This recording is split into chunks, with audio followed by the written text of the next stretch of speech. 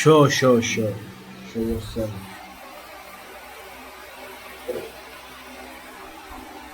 কতক্ষণ লাগবে? কি করতে? কতক্ষণ লাগবে? কি করতে?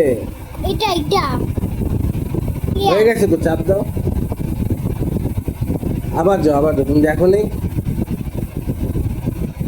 উপরে যাও তো, কোন উপর? হ্যাঁ, ওই 118